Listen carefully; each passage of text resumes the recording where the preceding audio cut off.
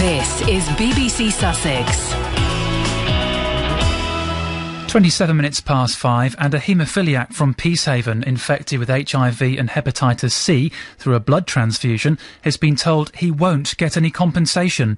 Mark Ward was among thousands given contaminated blood imported from the USA in the 70s and 80s. The issue's been debated in the House of Commons today, but the government's rejected their call. Well, Mark is on the line now. Good evening to you, Mark. Good evening, Simon. Not a good day today, then? No, I have to say mixed emotions. And just to talk us through the events of today and the emotions that you have gone through.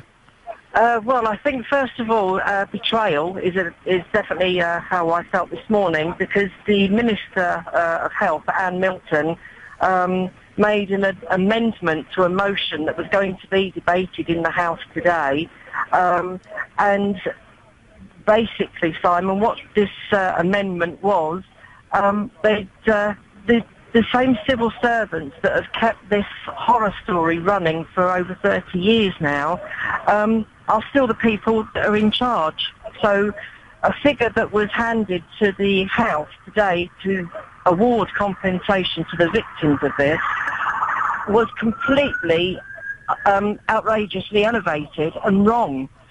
In fact, we went to the High Court in April and won a judicial review because of the decision-making process, and this government have just gone and done exactly the same. Mark, I remember we were talking in this very studio back in April. You've been fighting for this for some time. You've been fighting for compensation for a very long time.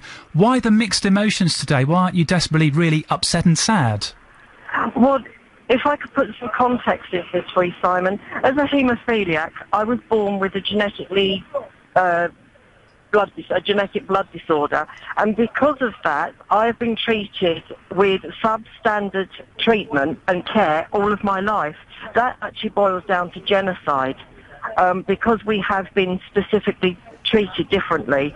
So there is this immense anger because of all the different contaminants that I've been given, including mad cow disease, HIV, hepatitis C, hepatitis B, the list goes on. Well, we've had evidence like that, Mark. Why has the government rejected these claims then? Because they're actually saying at the moment that it's money. They can't afford it. So this isn't about money, it's about moral justice. They're sending millions of pounds for overseas aid, and yet the haemophiliacs of this country are being allowed to die.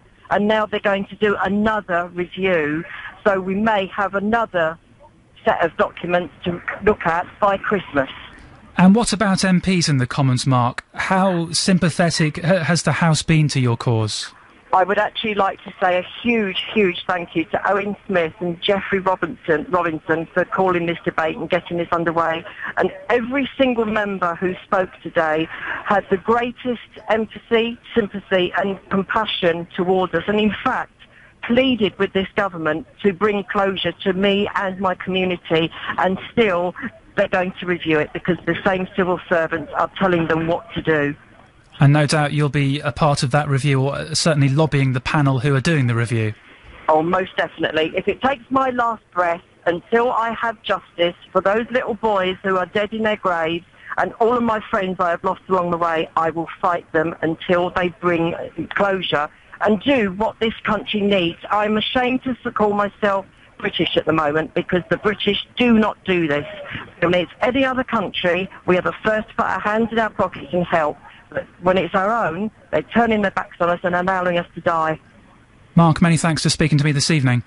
Thank you, Simon. Take care. That's Mark Ward from Peacehaven.